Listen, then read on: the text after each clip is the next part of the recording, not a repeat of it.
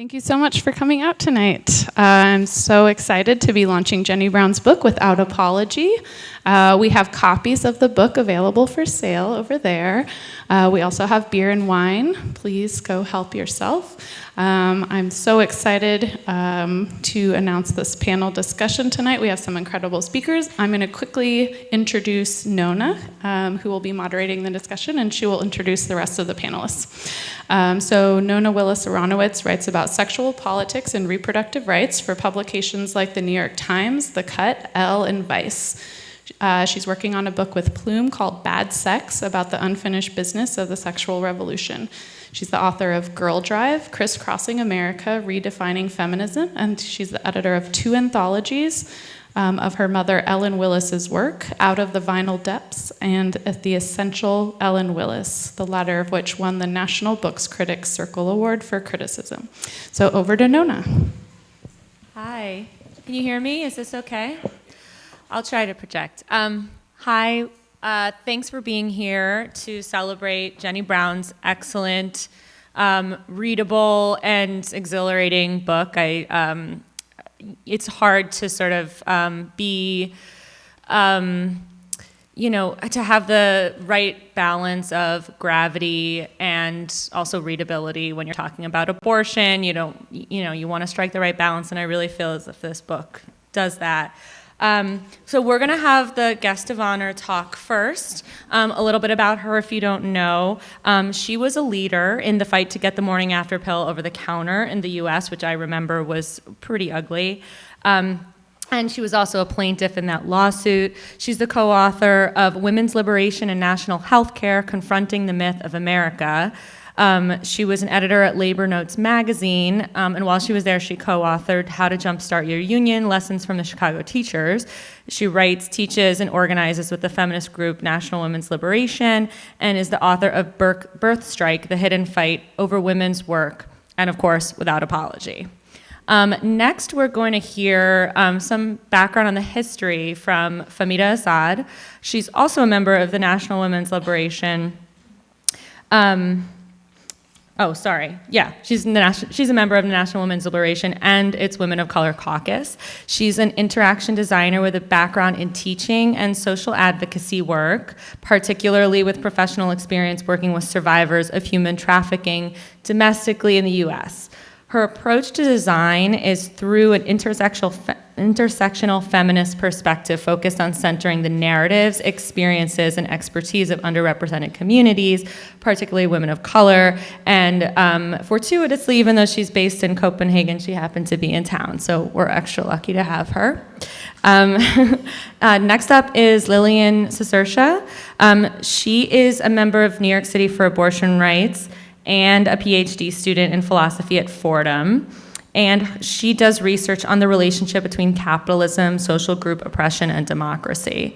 And then at the end there, we have Allison Guttu. She's a native New Yorker, just like me, radical feminist and a Black nationalist, and a lead organizer with the National Women's Liberation's New York chapter. And she also co-chairs the group's Women of Color Caucus across the chapters. She's been organizing with NWL and its predecessor groups for almost 20 years. And she also organizes with the Malcolm X grassroots movement, a Black organization focused on collective self-determination for people of African descent in the US. And she also is a public interest lawyer in New York City. So what we're going to do is each speaker is going to speak for about 6 to 8 minutes, and then I'm going to ask a few questions, and then you all can ask a few questions. So take it away, Jenny. Thanks, Nona. So 1 in 3 U.S. women will have an abortion, and millions more rely on it as a backup to contraceptives. So that should constitute an enormous power block that, if unified, could overrun any opposition. But what we've seen recently is abortion defenders, with a few exceptions, have been in appeasement mode. NARAL Pro-Choice America follows the Supreme Court's reasoning in Roe versus Wade, emphasizing privacy. For example, we should be able to make personal decisions without intrusion from politicians. That's kind of their line. Planned Parenthood, which has been the target, obviously, of vicious attacks, defends itself by emphasizing its role in cancer screening and well woman care. Abortion is health care has become a go-to slogan. And while it should just be seen as health care, we need to be clear that the reason it's under attack is not because it's health care, but because it gives women and others power to control our reproduction.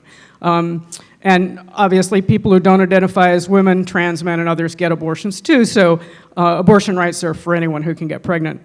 In fact, you could say abortion is our right to strike against the unfair working conditions we face when we bear and raise children. And if the record low birth rate is any indication, US women are on an informal birth strike right now.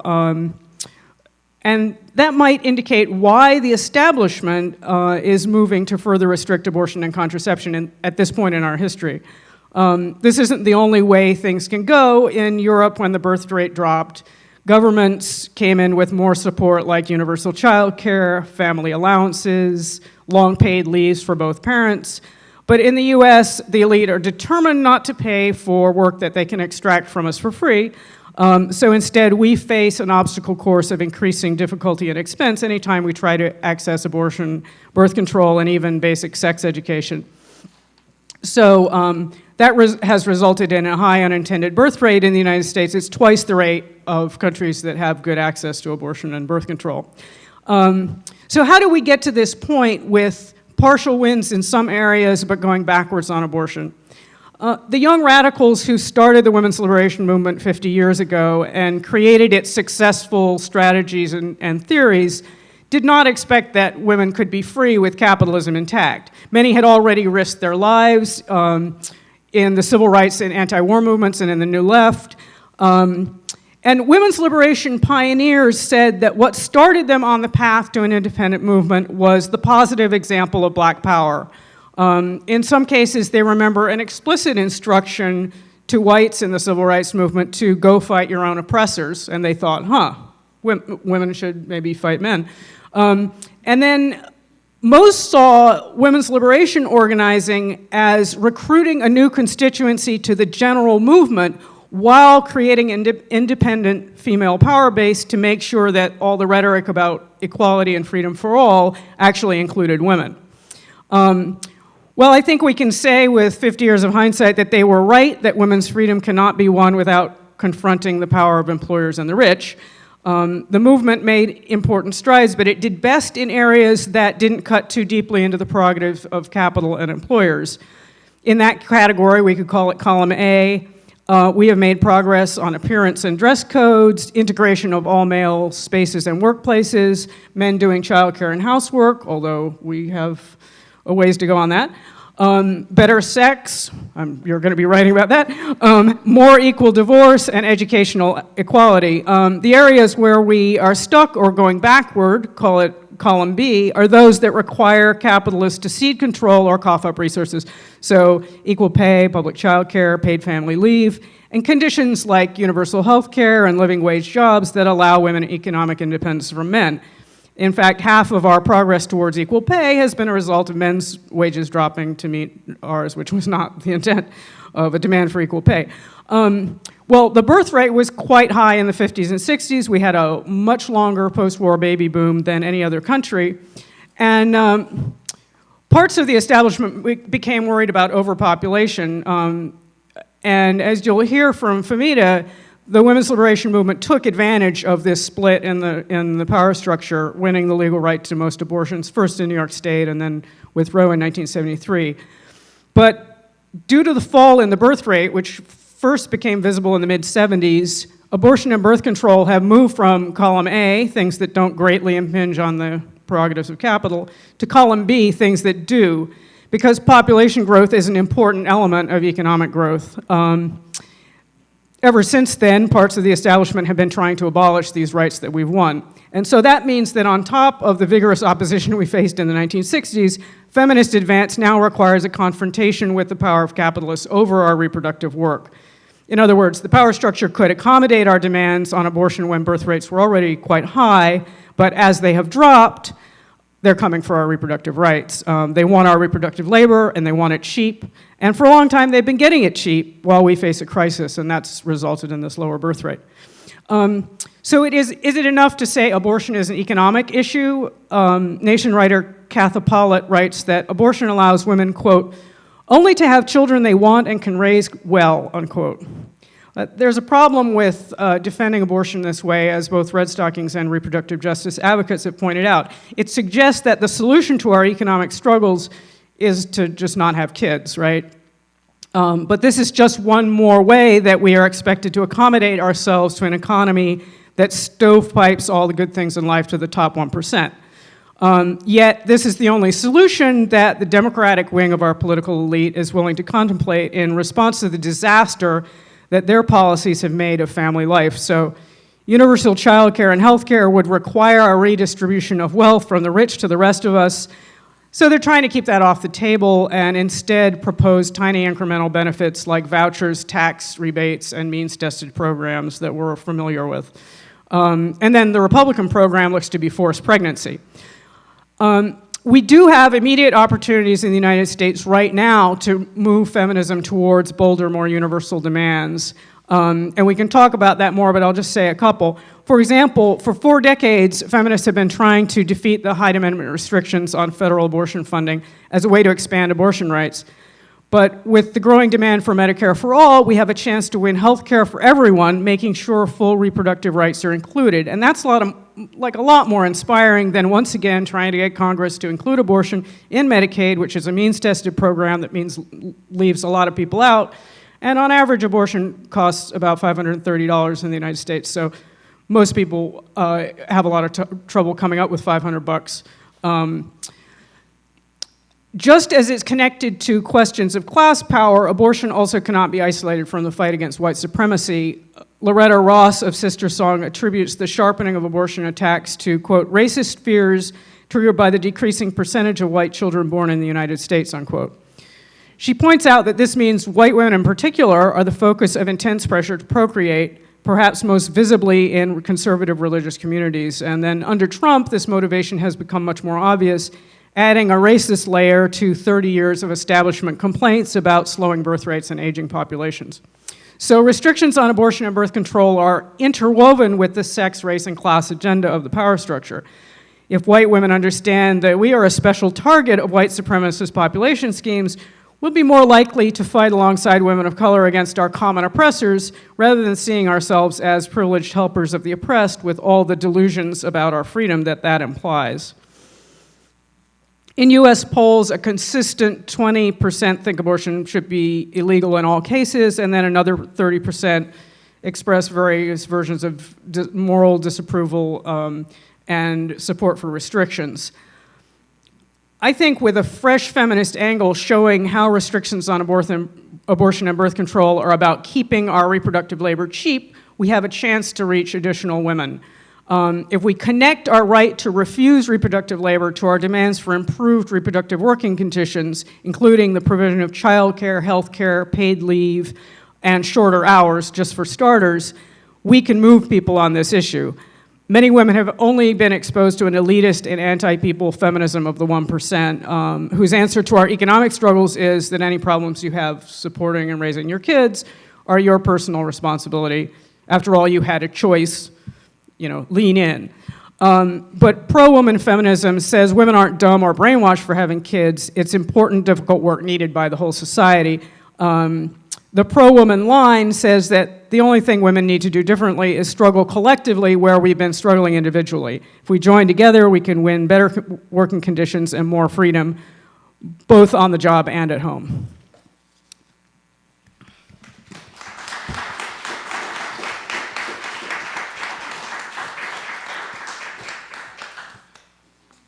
Now Fahmida is going to talk. Hi, this works, right? You can hear me. Great. So it's super incredible to be here. So I'm going to start talking about a little bit of the history of the Red Stockings movement and take you back 50 years ago, because this is the 50th anniversary, to a significant incident that happened in 1969.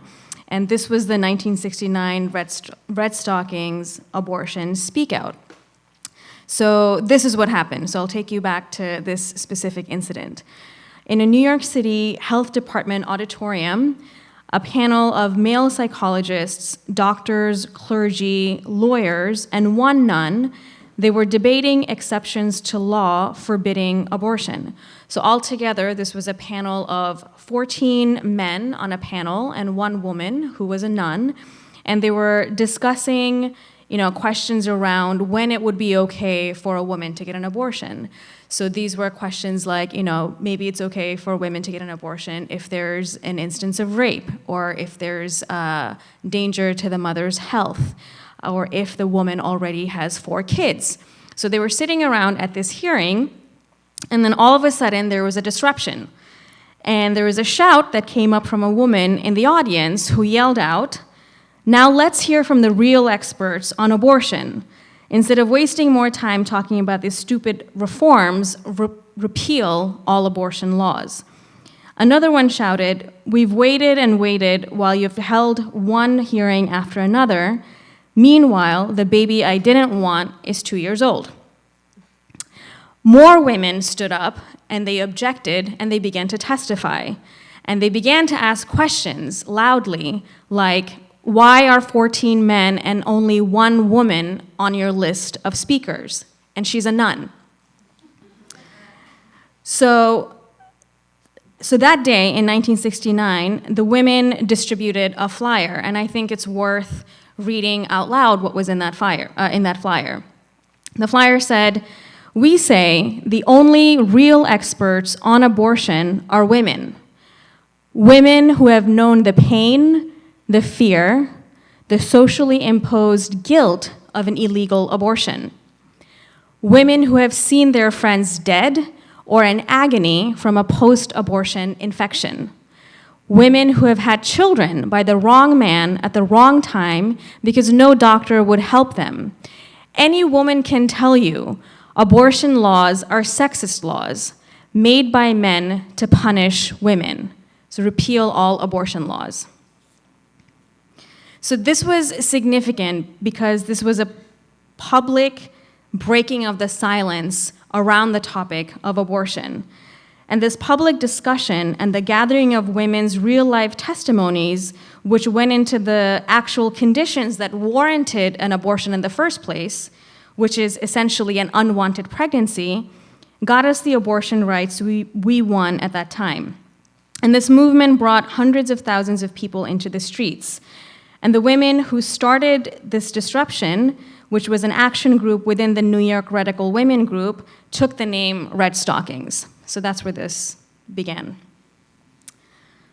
The radical women's liberation activists who first won legal abortion wanted to get rid of abortion laws entirely. They put out a flyer proposing the model law for what abortion should look like, and essentially it showed a blank page. You can see an example of this in the back of your program leaflet. It was this demand, backed by disruptive tactics, public truth-telling about the criminal abortions, and class action lawsuits aimed at invalidating existing statutes that got the ball rolling nationally. So what's the logic behind wanting complete repeal of all abortion laws? Why is that the demand? That's because when you start discussing under which circumstances is it okay to get an abortion, you're still talking about maintaining control of women's bodies. And you're talking about deciding and restricting who could access an abortion and under which circumstances. You're still dictating all of those things, which is humiliating for women.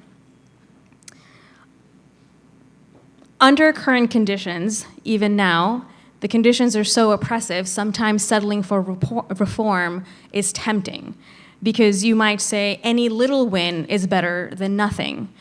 But then the danger with that is that it does not lead to long-term liberation, which is what we want. Nope, I've got more.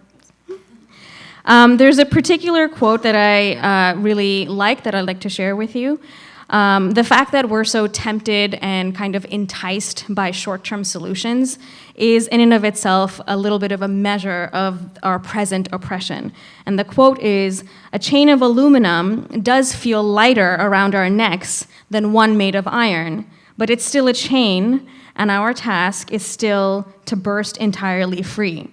And so what we have to agree on is that we have to get rid of abortion laws altogether and make sure that any woman who wants to get an abortion can get one. That's the basic demand. Bolder demands that cover everyone, all women, are more unifying than the demands that are based on the exceptional cases, because most women's stories are not the exceptional case. So you get more momentum when the demands are something that unifies all women. Another thing that's worth mentioning is the reach of the Red Stockings movement. This was not a fringe movement that's just something that happened in New York and it was a small group of people. Women were speaking out about their own lived experiences in these testimonies and these speakouts, and they were talking about their realities and the conditions that they were facing. And so this was a period of revolt in the late 1960s.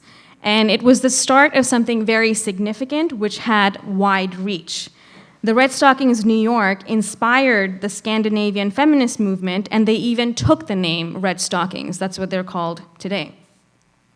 So I'm going to read an excerpt from a pamphlet called The Women and the Danish National Healthcare System, just to illustrate a little bit of this reach. Recently, when the Minister of Social Affairs was asked what she considered the most important development in Denmark in the 1970s, she replied, "The women's movement," which started out with provocative actions in 1970, and like the new radical American women's movement, assumed the name Red Stockings. The minister is in tune with the times, for it is a fact that there is not a single Dane above 6 years of age who does not know the word Red Stocking and who does not have some idea of what it means. A series of colorful actions marked the start of the radical impact on Danish society.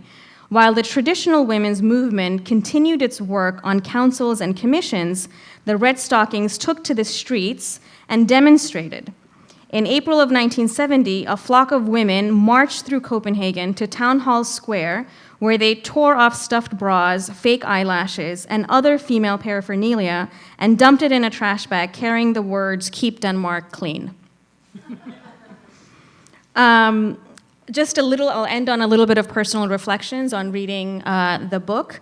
It was just striking to me how much of my own conditioning, having not being alive during this time and also not having had that much knowledge through my public education about these significant historical events, not knowing the names of these women and the history behind it, how much mystery there is around abortion for many, many people, for many women, for many communities, where it's regarded as an emergency situation or the last resort or something unusual or something to be kept secret. And if you do get an abortion, the reality is that you have to muster up the courage to be able to talk about it. And that in and of itself highlights the stigma around it. And that there's that feeling that you must, you have to feel inherently guilty. And if you don't feel that way, that's outside the norms. And before I read this book, I actually didn't know about what the abortion procedure is like because I've never had to get one. So the fact that I didn't know what the medical process is like, the fact that I didn't know how simple the procedure is, it made me realize how much mystery there is around this word. I know for a fact that my mom has had a few abortions, she's had miscarriages, but it's only just spoken about, but never detailed out because again, it's something very secretive.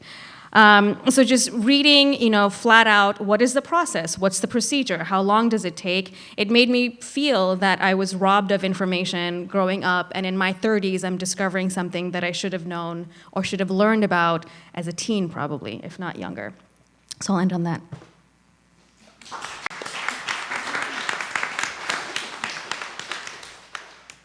All right, Lillian. Lilian is next. Okay. Can you hear me? Okay. So I actually just have a series of reflective questions for Jenny, but also in the discussion that maybe people can contribute to thinking about. One of the things that really struck me about the book likewise, there's a feeling of sort of having been robbed of knowledge and a mystery around abortion. Not just abortion, but actually the women's liberation movement in general. And one of the things I thought was valuable about Jenny's book was being concrete about what kinds of activism was going on. The kind of strategizing people were doing, how they kind of came to conclusions about what activism was effective. And I don't think this is something people usually know about what is now called the second wave. And I think that, so I was wondering, in the first place, is there a kind of like reclaiming of a history that is going on here in the book? My experience is that if you enter any like college classroom at the moment and you are talking about feminism, you'll get a combination of differently motivated eye rolls about second wave feminism. In the first place, in the best case scenario, normally people have heard that this was a primarily white movement, and they want to be racially inclusive, and so people roll their eyes at that because the main perception is of NOW and NARAL and mainstream liberal organizations that don't seem to reflect the diversity of the people who need access to abortion care in this country. The other motivation, the worst case scenario, is, I think, a sort of standoffishness or just kind of like uneasiness about kinds of strategies like consciousness raising, like women sharing their experiences with each other. They kind of think it's touchy-feely. They think it's too radical. And so in the worst case scenario, it's just misogyny. And so I think that those different things are kind of in young people's minds right now. And I think that one of the problems is that this sort of ironically actually whitewashes that movement and sanitizes its politics. And one of the things that I've heard a few times in listening to veteran Red Stockings activists and to Jenny is actually there were radical politics. In fact, the kind of supersession of those politics by the big liberal NGOs is a sort of problem to be understood. And as there are several new anthologies about women of color organizing in the reproductive rights movement, it is clear that actually there were many contributions to that movement. And in fact, there was a big exhibit at Cooper Union of the second wave that I found very interesting because one would expect this to be an exhibit showing the activism of white women. In fact, it was all women of color and like radical lesbian separatists. And I was like, okay, well, that's what this was like in New York. So there's that. The second thing that I wanted to ask about is just ideas for building an interracial movement, having said all of that. I think that one way in which people's desire to build an interracial movement is articulated is the move to sort of decenter abortion. And I'm wondering what, Jenny, you think of that and what others think of that, because I think that the language of decentering abortion has sort of taken an unfortunate turn in liberal circles, but I think that Jenny and other left-wing reproductive justice activists clearly think something else about what is meant by that, linking abortion to universal demands and a bolder program. And in terms of asking for bolder demands, my third question is, at the end of the book, Jenny, you mention, anti-capitalist politics, and in your talk as well, talking about how it's become clear over time that the column B has been left kind of to the winds, and we need to link up the struggle for reproductive justice to a broader anti-capitalist program. I'm wondering what you think about basically where the new socialist left is at in thinking about this question. So it's clear that there's a rise in popularity in socialism. There's an increasing skepticism of capitalism. Apparently 80% of like young people under 20 are like socialists. Yeah, it's awesome. But at the same time that it's awesome, one of the things that I've noticed about myself is I have now acclimated to this reality of people being friendly to socialism, and people like to discourage this about me, like, oh, do you remember the Dark Ages? And oh, I do. But the thing is that now that I'm acclimated, I feel that my expectations are getting higher, and I feel that I would like to encourage other people's expectations to be higher, and I'm not sure that the socialist left is altogether with it when it comes to abortion. So That's one question about what needs to shift in the emerging communism-curious left on this issue. Sorry, y'all are laughing at me. Okay, last thing I would like to ask about, I organize with New York City for abortion rights, and one of our perspectives, we have an orientation on Medicare for all and integrating abortion into a universal program like that, and then we also have a perspective on building a campaign against far-right center of organizing in in New York downtown, and we're thinking about how to organize to protest crisis pregnancy centers or fake abortion clinics. And so we basically have a kind of perspective on our perspective is that we need to fight the right in some way. We need to confront the right. We need to push them back. And I'm just wondering how that plays into, Jenny, your perspective on building a confident movement that is able to articulate feminist demands and not cower at the sight of 200 people outside of your healthcare clinic. And I have political economy questions that I'll ask you later.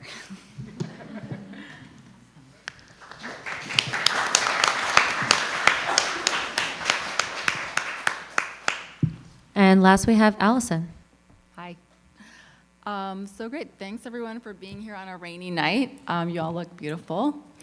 And so I'll just to jump off, just a quick question that Lillian had raised about the origins of women's liberation organizing in this country. As Loretta Ross of Sister Song says, when people talk about the origins as being white women, it really pisses off a lot of the black women's liberation organizers who were very active and who started things up in the 60s.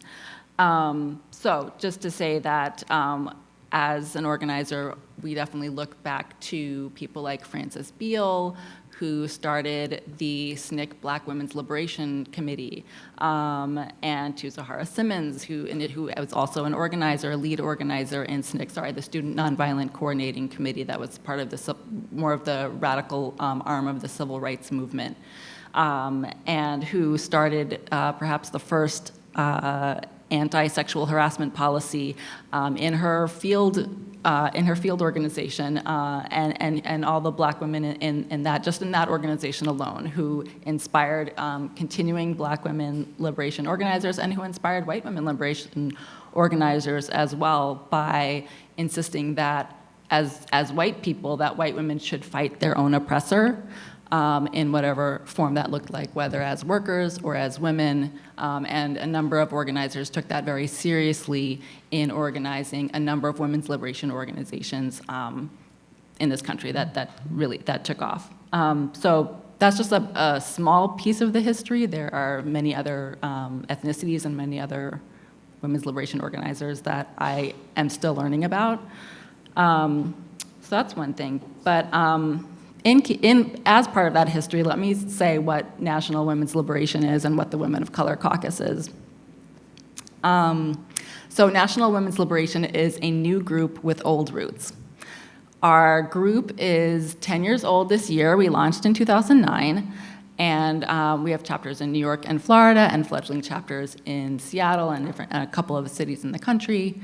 And our history comes out of Red Stockings of the Women's Liberation Movement in New York City, founded in 1969, and Gainesville Women's Liberation, the first women's liberation organization in the South. That's in Gainesville, Florida. Carol Giardina is a founding member. Do you want to stand?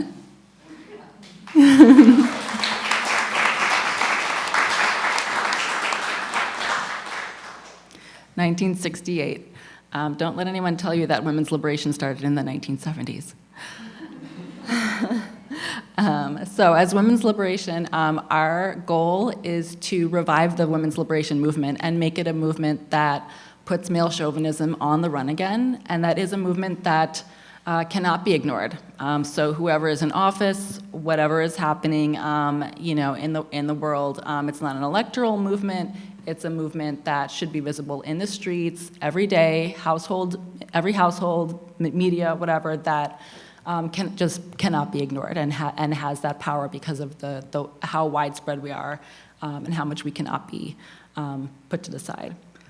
Excuse me.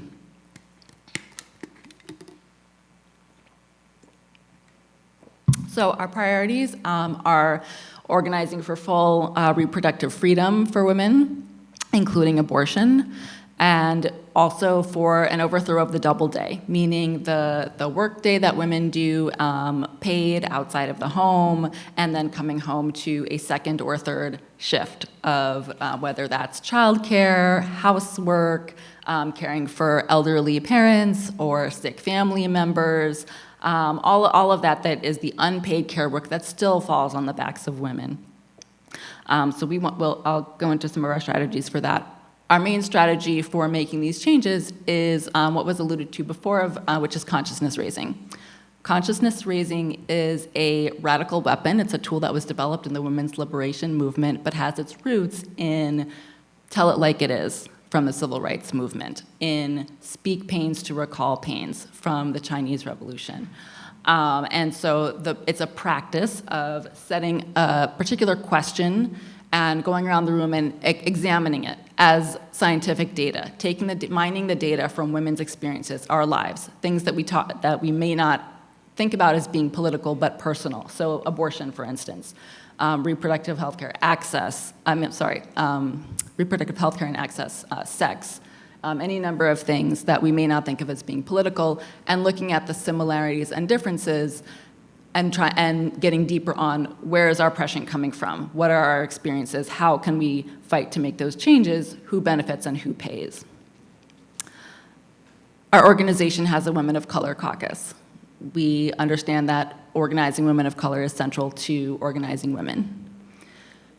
The Women of Color caucus was founded by women of color in the group in the early 2000s to be to give time and space to women of color meeting separately from white women, just as women meet separately from men, to understand and to further analyze the triple threat of white supremacy, male supremacy, and capitalism, to recruit women of color into the organization and into the movement, and to combat racism within the organization and in the movement. Okay, so I just have a couple minutes, I think, to talk about the book. So I'll just say what's striking about the book is not just its focus on abortion, but as we've heard, the focus on addressing some of the unfinished business of the women's liberation movement. And in terms of overthrowing the double day, the demands that are being put forward, I believe in the book and also in our groups, are for universal free health insurance, paid parental leave for both parents, free universal child care like public schools, like parks, like public libraries, quality child care, and a shorter work week. And these are absolutely economic rights, as Jenny was detailing. This is something that we still have to make gains on and to push forward on. Reproductive justice is a term that sort of encapsulates some of this theory, and that term was coined in 2003 by a group called Sister Song and organized in large part by Loretta Ross. And the tenets of reproductive justice are very simple. The right to not have a child, the right to have a child, and the right to parent a child in healthy and safe conditions. So really not divorcing abortion from healthcare, housing, education, jobs. So I just want to touch a little bit on the birth rate theory, which is elaborated in the book. And this is one of the most central and unifying and dazzling theories I have come across in my life. For instance, another one being the unifying theory of evolution, right, which ties together all of the study of biology. So the idea that women actually have, although we understand reproductive oppression to be the source of our oppression, that it's also leveraged. So this is also a power that we have if we were to harness it and organize collectively and organize it collectively, we could control the population, the size of the population, how many babies are born, That can be, and we see this happening, right? We see that the birth rate is very low now, and that our conditions are very bad for raising children. It's insanely expensive. We're suffering from student debt, low wages. It's finding partners to share the work with. It's difficult conditions right now. And our goal is to be able to organize women to use our leverage to make the kind of changes that we want to see. That's the kind of population control that we want. So there's a very interesting piece in here on how the ruling class shifts depending on the time, place, and conditions in terms of how they control women. There's a really interesting example on the first George Bush, which I encourage you to look at if you read the book. And I do want to read one piece about some of the bad and ineffective arguments in terms of strategies. So this is about referring to abortion as not being political. And I quote, "Planned Parenthood isn't under attack because it provides flu shots and breast exams. It's under attack because it provides abortions and birth control. In short, it's giving women control over their lives. They could try that as a selling point rather than trying to hide it among stories deflecting abortions and detecting cancer. One of Planned Parenthood's defenses against attacks has been that abortions only make up 3% of what they do.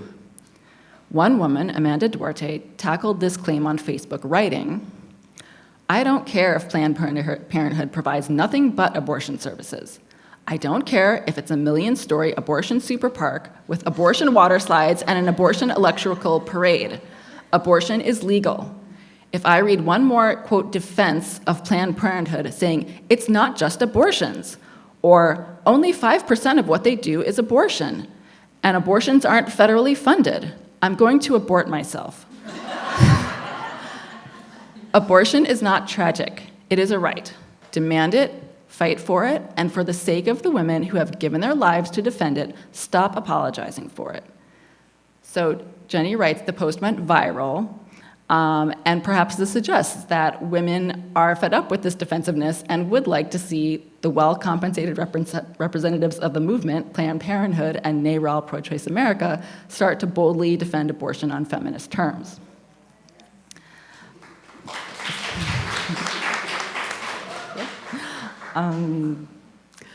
So I'll just say just quickly. I mean another piece, or I'll say this: if you want to fight with us for all of these things, come to the happening. That is what is happening on Tuesday, November 12th at 5:30 outside of Governor Cuomo's office, 40th and 3rd Avenue in Manhattan. We will be signing a people's order, not a presidential order, not an executive order, but a people's order, in defiance of those orders, for the repeal of all abortion laws and for free and full access to all forms of birth control. So come join us there. That's just on Tuesday. You can find it on our Facebook page and visiting womensliberation.org, our website. You can talk to me afterwards, or Jenny, it's in the program. And come to the event on the 19th, which is for all self-identified women. It's our November meeting where we are celebrating Red Stockings. It's going to be a really fabulous event. Come join us.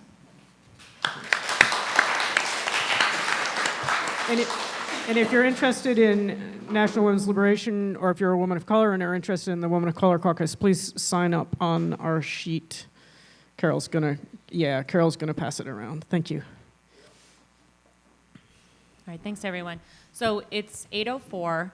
I think the best strategy is for me to just ask maybe 2 or 3 questions and then let the audience pick it up from there. The through line to all 4 of you is that you want to hold on to this history and take inspiration from it. And something I think is really missing from the current abortion conversation is the assumption that the around half of people in the country who want some sort of abortion restriction just can't be convinced. They're lost causes. We're speaking past each other, and just forget about them. But as Jenny says in the book and in this talk, that was actually not the case in the 60s. People were trying to change hearts and minds. And I was wondering, since everybody seems really versed in the history of radical second wave feminism, what kind of tactics did they use to change minds, not just speak out? And what do you think we should be doing to not only be louder than the right, but also to change people's minds? I guess we can start with Jenny. Yeah, I mean, so in the 1960s, pretty much everybody thought abortion should be illegal, disapproved of it, at least publicly. So they went somehow from that to actually winning, largely winning legal abortion in the United States. And even feminists at the time didn't understand it politically. I mean, one example of a woman who went to the Red Stockings abortion speak out in 1969, she said, well, you know, she had thought of abortion as something like a mugging, like, well, it happened to so-and-so, and it happened to so-and-so, and it might happen to me. And she went to the speak out, but she thought, you know, women were already free, you know, they got the vote, what more do you want? And the astonishing thing to her was that speak out was 6 months after she had gotten an abortion. So, so she didn't understand it politically until it was put into that context. It was just a personal, shameful mistake that she had to hide. And I think people think of it that way now. I think what Fahmida was saying about it is very true, you know, and you think of the screaming picketers and the waiting, you know, the waiting times and the state-mandated lecture from the doctor telling you you have a higher risk of cancer and suicide, and you sort of think of those as natural things that are not changeable. What the women's liberation movement did is it made those things changeable. It brought that idea of that personal trauma that, you know, that it was just sort of something that happened to you like a mugging, and brought it into the political arena and made it something that we could fight for. So I think that is the key, and the way that happened was consciousness raising first, because there was a lot of consciousness raising in small rooms full of women before the abortion speak out, before the hearing disruption that Fahmida described and the abortion speak out that followed it. That was how women first learned that they were not the only one who had an abortion, right? They all thought they were the only one, sat in a room with a bunch of women who had also had abortions, and realized that this was a very common thing and that it could be fought collectively. So I think that's the main thing. I mean, I think we're in a different position now because it is at least in the political arena, but I think as people think of it, they think, well, it can't change. It's just, you know, it's just half the country is religious and thinks abortion should be illegal, and that's just the way it is. So, and then in addition to the other things that I mentioned about connecting it to our winning better reproductive working conditions. And I also thought it was really enlightening, something that I didn't quite know the history of in your book, and also then I sort of looked into it afterwards, which is that, you know, it wasn't always a given that religious people thought of a fetus as a life, and that whole rhetoric is fairly new, and sort of post-Roe v. Wade as a strategy, which is something I don't think almost anybody knows. Even people who are really versed in this issue might not know it. So did you three want to add to that? My original question? My original question was just how can we change people's minds? How can we learn from history? And also, are there modern strategies that people are using not just to strengthen the already sympathetic part of the country, but also change the minds of people who aren't sympathetic? I'm not sure if this would change the minds of people who are not sympathetic, but I think picking back off what Allison was saying, the excerpt that you read of like powerfully and confidently saying that Planned Parenthood provides abortions, that's great. more people saying things like that without this inherent, but they also do this. I don't see too many examples of people confidently declaring that. And of course, this book is called Without Apology, so I'm just gonna state the obvious, like unapologetically talking about abortions, I think has a lot of power in terms of changing people's minds, in terms of making them self-reflect on how they are apologetic without realizing it. Because I'd have to say that I didn't realize that I had an apologetic tone, even though I consider myself pro-abortion or, So I think the more that we can shift and reframe the language, it can have a giant impact on how people, evolve the conversation. Well, did either of you want to comment? I'll just quickly say, just to highlight the power of consciousness raising, like it's just talking to each other about our real life, right? Like our real experiences. And there's a lot of examples of that in the book. There's one example of a woman who testifies at a CR that's public, and she gets a call from her grandmother, and she's like, oh my God, and her grandmother saw her, and her grandmother says, well, you had one abortion, I had 13. It's common, it's normal, it's widespread, and for anybody who hasn't had an abortion, most of us as women have faced a pregnancy scare, a concern about birth control not working, had to think about if we had to get an abortion, how would we do that? Where would we go? How would we pay for it? Who could we tell? Who could we not? What about the guy? It's just an everyday part. Birth control. It's an everyday part of life, and so I think making that point is very strong.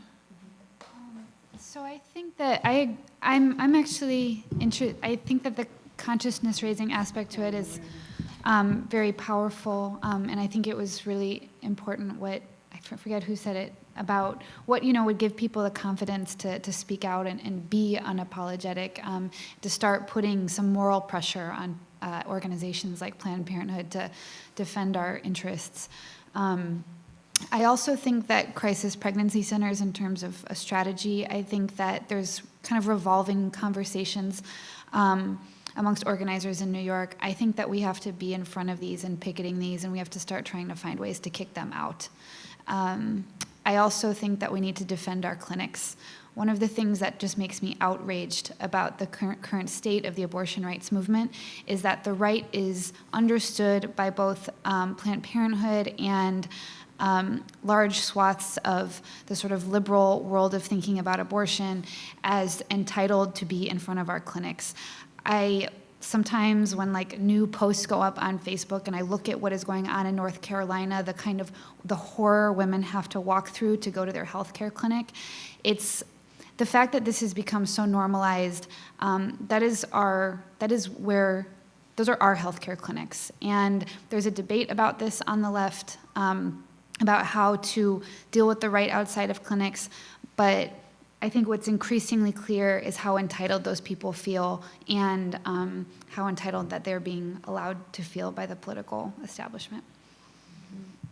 I should just point out that Amelia Bono, who's one of the founders of Shout Your Abortion, is here. She brought some swag.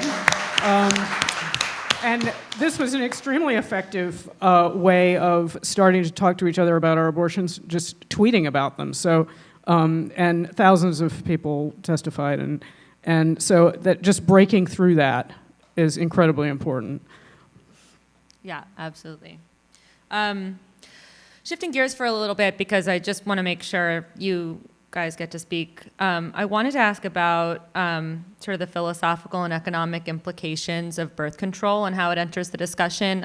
A lot of what moderates say are that we should really be focusing on prevention, all but the most conservative people care about, or not care about, but allow birth control in a way that they don't allow abortion. And I was sort of wondering, if we made abortion, birth control just completely accessible and unassailable, how would the abortion rights discussion be affected?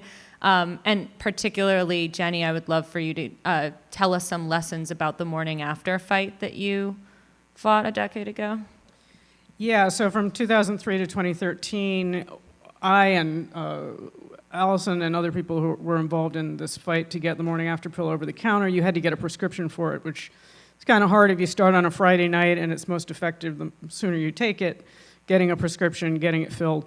One thing we learned from that, since we were talking about after-sex contraception, is that there's not a giant core of people out there who are against abortion, but they're for birth control. It just doesn't exist, because it's not, as it turns out, about fetuses. It's about controlling women. So the argument that we can separate the two, and abortion is not birth control, which is one of the things I tackle in the book.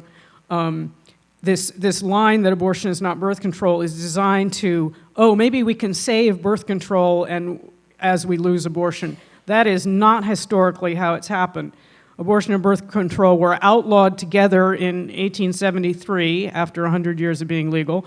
And then when birth control was finally legalized across the country for married and unmarried alike, it was 1972 that happened with the Eisenstadt versus Baird, a year before abortion was legalized. So there's just no way that you can separate the two because they have the same effect, which is women having control over our reproduction. So I think that, we just need to sort of retire that abortion is not birth control. Yes, it is.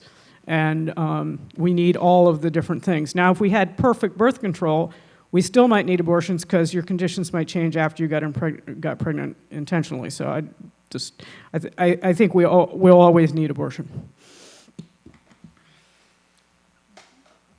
Well, that was pretty definitive, so I guess I'll give my third question.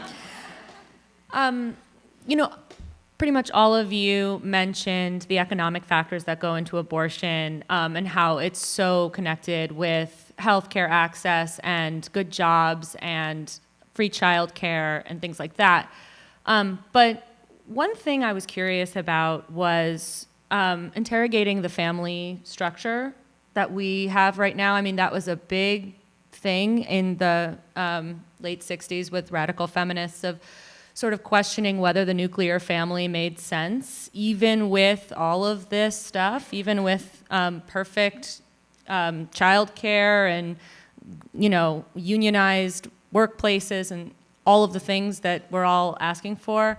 The fact is, if you're a parent, it just is a huge, huge toll to just take on with you and maybe one other person. And I'm wondering, how does sort of reimagining the family factor into a conversation about abortion? Considering we're, already talking about relatively radical ideas.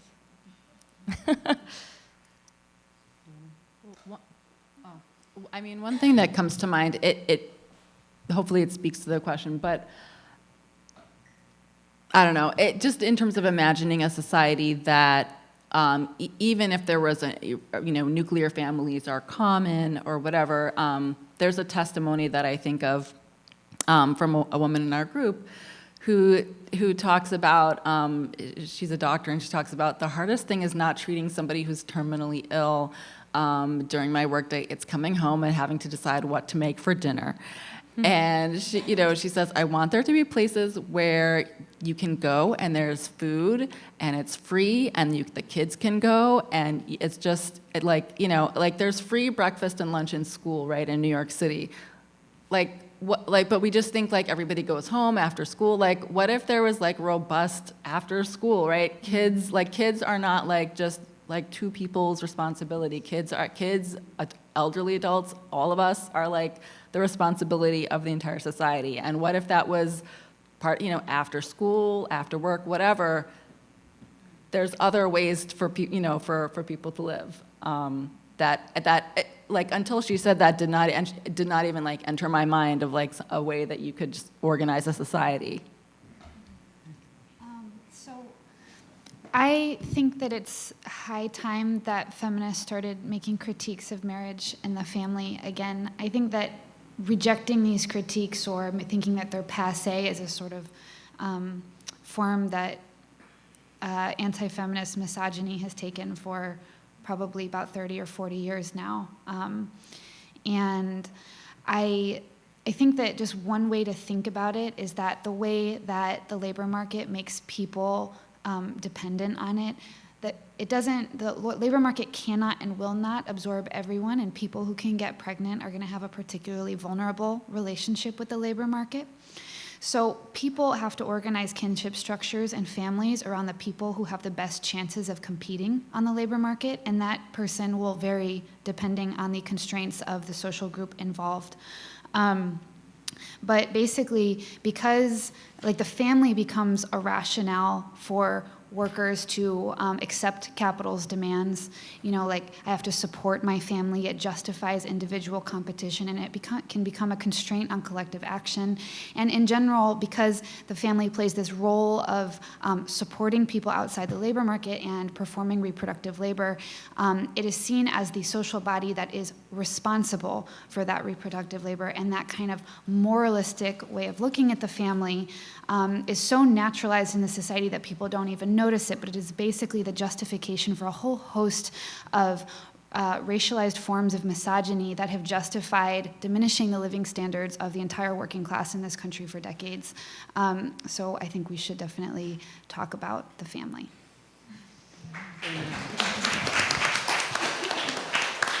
I'll only add that that's sort of the main reason why I'm afraid to have a child right now. It's sort of this bigger onus rather than, specific policies.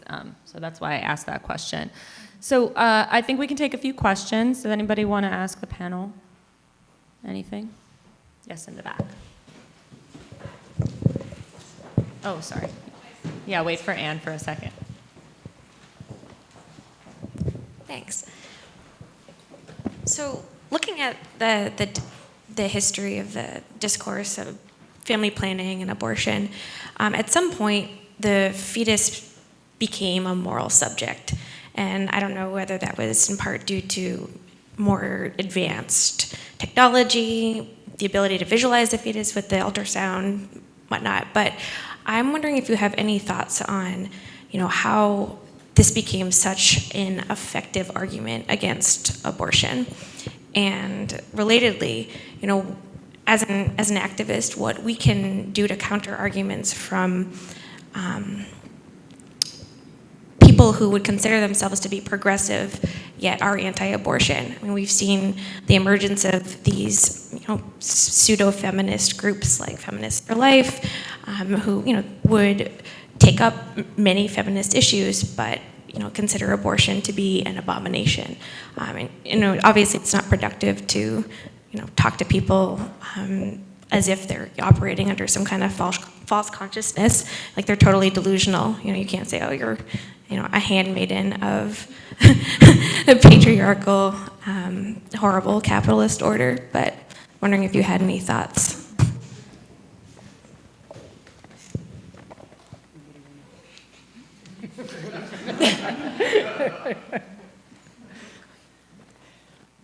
Well, I'll say that I do think technology has complicated the issue. As I learned from Jenny's book and other places, the fetus personhood language did happen before before the very good technology we now have with these really, really good sonograms and all the stuff that IVF gifted us. But it really has intensified and has made it a little bit more visceral for people. I think the main thing is that when you're talking about a medical procedure, you usually don't see some of the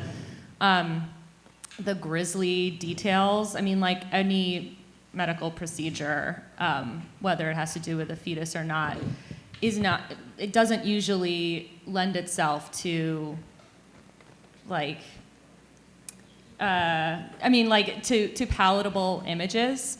And I think whether it's, images of abortion or images of fetuses that are not about to be aborted, I think people are not used to seeing medical images in general. And people aren't used to thinking about abortions as a medical procedure. So they really do separate those two things, and abortion is pretty much the only political, as of now, issue that utilizes those images. So I think that's kind of why it's striking to people. I don't know if you want to add anything. I mean, I think it's important to say, okay, what is it when abortion is illegal, right? That means that you've got courts and cops and prisons and you're bringing that down on somebody. And I think some of the imagery around the fetus and whatnot, that's all in service of bringing down the state on a person who's pregnant. So I really think we need to talk about, okay, so you want to make it a law that if a person is, and usually it's like, oh, we should ban abortions after 12 weeks or something like that. A law that somebody has to carry a pregnancy to term and give birth, which is very onerous and dangerous thing, which against their will, and you're going to bring in courts and cops to enforce that. I mean, that would be regarded as torture under any other circumstances. So, force somebody to give birth, for example, very painful procedure. So I think we need to think about exactly what that leads to, and just look at that, rather than letting ourselves get sort of into this fetal personhood argument, because obviously the fetus can't exist outside the womb, so it's about whether or not you're going to lock this person up in prison, right, basically, or torture them. Mm-hmm.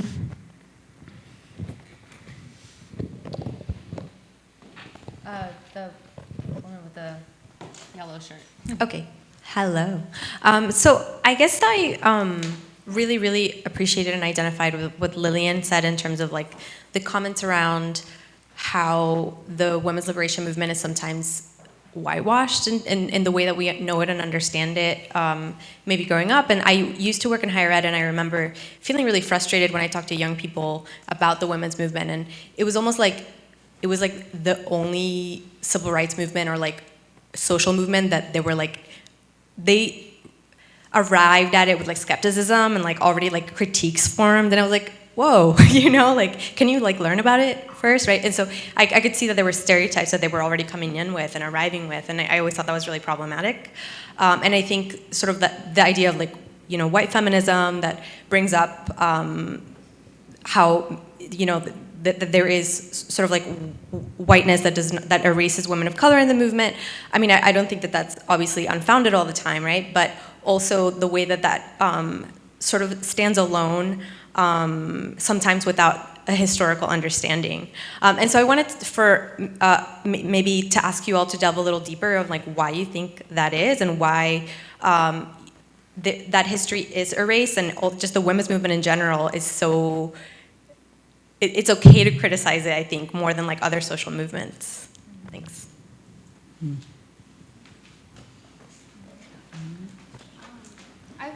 I wish that I could explain better like why the particular antipathy towards the feminist movement. I mean, I think the backlash against feminism rhetorically and politically began very soon after the movement sort of lost its sea legs and took a more liberal professionalizing turn. But this is like several decades in the making that people were first ashamed of feminism in a way that they're not ashamed to be progressive on other social issues. And so that's in the first place, and now there's a new generation. This is why I kind of posed it in terms of best case, worst case. Like there's a new generation of people who have a knee-jerk reaction towards being inclusive. Intersectionality is a word people use to kind of talk about the way things are connected. Often they think of it as an alternative to a kind of mainstream feminism. And people want to distance themselves with the nasty stuff they've heard about the women's liberation movement, which is some of it is, well-founded, but also lacking a sort of historical lens. There are problems and conflicts in every social movement, and there's a reason a lot of them don't succeed. There are limitations, they're worth critiquing. But that kind of perspective is combined with a rather long history of explicitly anti-feminist backlash creates a lot of confusion. And then the other thing that I would add is that a lot of this, this is my soapbox. So I'm an academic, and I've been a grad student for numerous years now, and what I have discovered increasingly in the academy is that basically there was a period of time when the New Left sort of entered the academy, social movements died down, and they kind of became the professional safeguards of the radical ideas. Unfortunately, they have become a force for, you always have to innovate and create something new, and so there became this self-delusion on the part of academics in the 90s on gender, in the early 2000s, where they became the people who had just discovered social difference. They were like, well, the previous movements, they were all white and they were middle class, and we in the late 1980s have gotten the picture. So this is the narrative that's really told to young people in schools. Like, they are literally taught that there's the first wave, the second wave, and the third wave, who were like, who's the third wave? And, the academics are the third wave, and they're the ones who get it.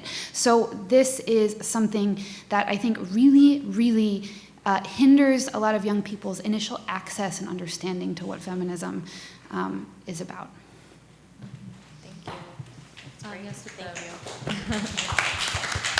I just wanted to maybe address that too. I mean, I think the radicals were cut off very quickly from the mainstream and from access to the media because their ideas were so powerful and dangerous.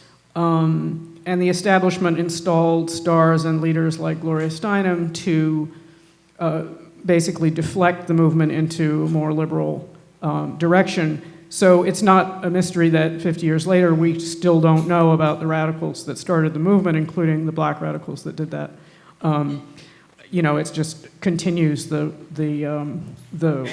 whitewash and the burying of the radical leaders. And we have a little display about Red Stockings back there, so you might be interested to see some of that. I should also mention that Carol Giardina wrote a book called Freedom for Women, which is a great history of the early women's liberation movement and writes back in a lot of the black leaders that are left out, so I recommend that. I also think it has something to do with the fact that women have a much harder time being separatists because many of them are heterosexual and are supposed to not only love but live with men and marry them and have babies with them. At the same time, they're railing against them. Say it again? And sometimes you give birth to them. So while there were feminist radical separatists, of course, the vast majority of heterosexual women felt deep ambivalence about that, and the men in their lives felt deep ambivalence about it. So I think that definitely plays a factor. Perhaps deeper ambivalence. Yeah, perhaps deeper. But I do in all seriousness, I do think that plays a role in the antipathy, including like women who are anti-feminist. So you with the red scarf had a question? I was about to.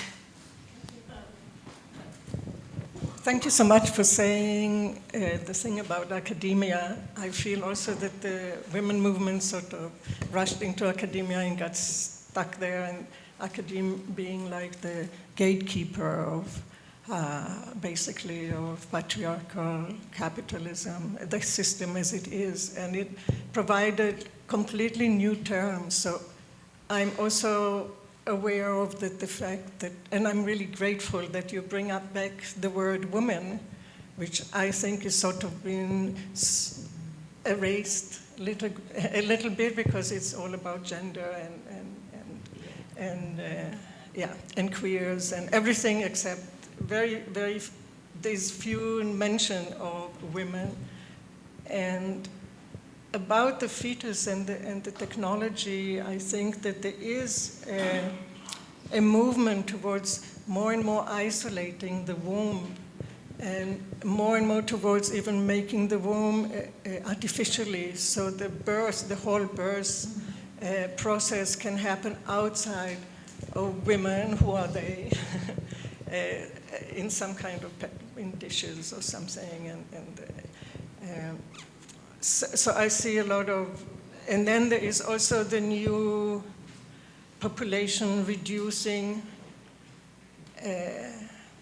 mean about the climate, and we have too many people, and we have to reduce people. It's a lot of things that are coming together, and I don't have the answers. Really, do you have a question for the panel? No, I just wanted, not as such, but I wanted to really give my appreciation to bringing back that history and of feminism. That, anyway, thank you. Carol, and then you in the back. Okay. Yeah, I want to. after Carol. Oh, I'm sorry.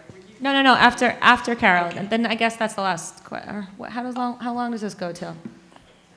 Okay, 10 minutes, perfect. I want to talk about the strategy Lillian brought up about fighting the right, and whether this is the best way to go or not. And I'm going to give a little history and then ask what people think about this. Quick. And I should say, too, just as an aside, the first wave was also similarly whitewashed. People like Ida B. Wells Barnett, Marianne Shedd, 4 black suffrage clubs just in Queens alone. No one learns that, I mean, I teach it, but anyhow. Okay, so if we look to the second wave for a lesson, fighting the right was not the way we did. We decided that we had to fight the best men around, and they were usually the men that were right by our sides. Women within the Student Nonviolent Coordinating Committee fought the guys in the black women fought the black leaders of the Student Nonviolent Coordinating Committee. The first women's strike was in SNCC, led by Ruby Dara Smith Robinson. Women within the Black Panther Party caucused and fought the Black Panther Party. The Black Panther Party had the first ERA. It added fighting male supremacy to its program in 1970. Women in the Young Lords fought the guys in the Young Lords and got them quite straightened out. Same way within Students for a Democratic Society and the New Left. We fought the guys who led SDS and tried to get them straightened out. And I think today we need to fight the NGOs, the Democratic Socialists, and the Democratic Party.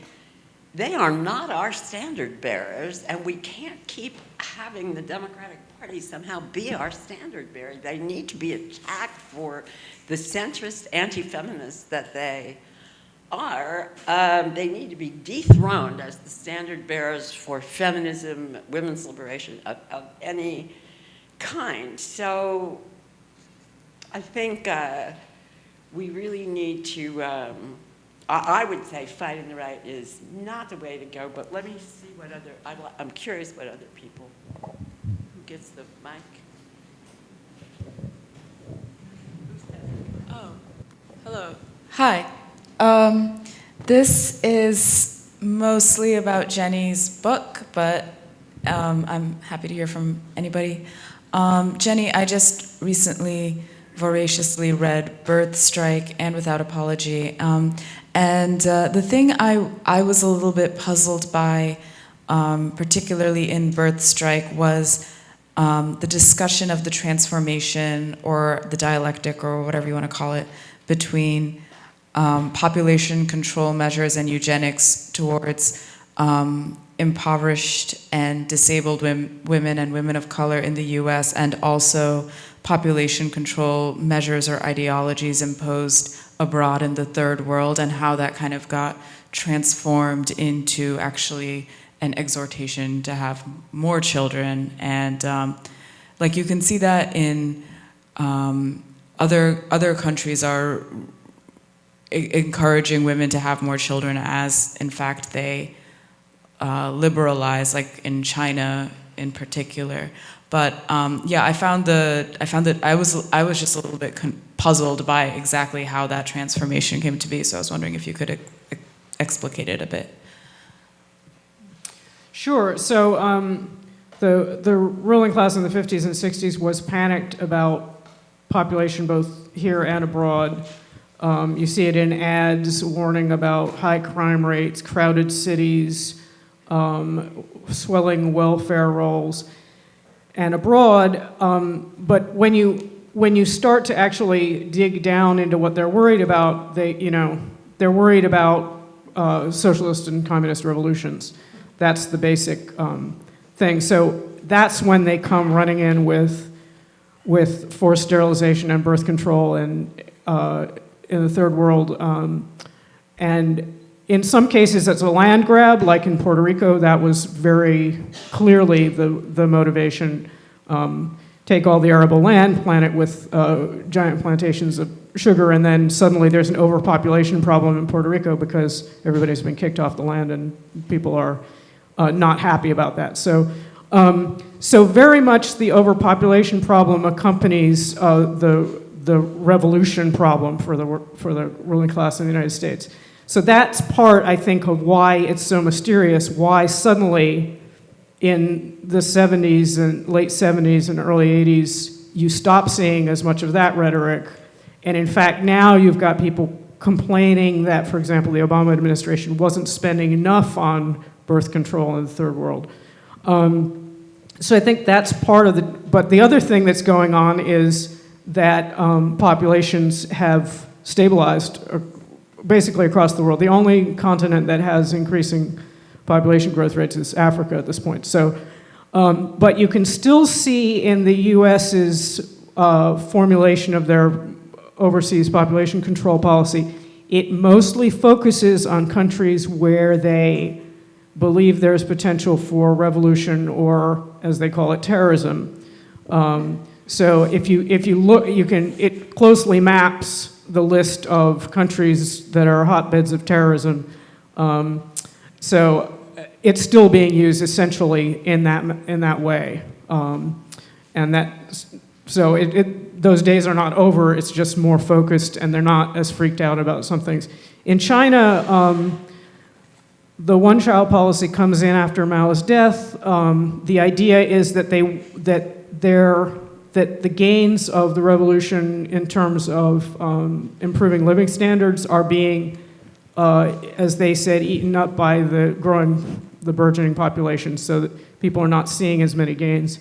So it was part of the market reform that came in with Deng.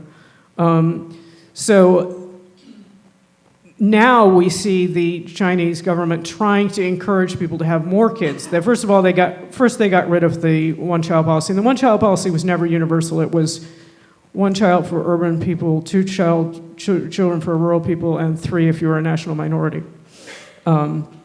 So now they've gotten rid of that. They started with a two-child policy. Now they're really encouraging more births. And it seems to be related to the enormous strike wave that they've been experiencing and the attempts to raise wages, which have been quite successful, actually, in China. So, they want more workers. They also are worried about the ratio of workers to the elderly, which is a worry here. And there are 2 ways to deal with that. A society could take some of the surplus that it has and dedicate it to making everybody have a decent retirement, or they can force that work and expense back into the family, as most capitalist countries attempt to do, and so that's what's going on there. It's also going on here when we hear attacks on Social Security. So those are just some thoughts on that. I think that's about it, right? Thank you so much for coming. This was great.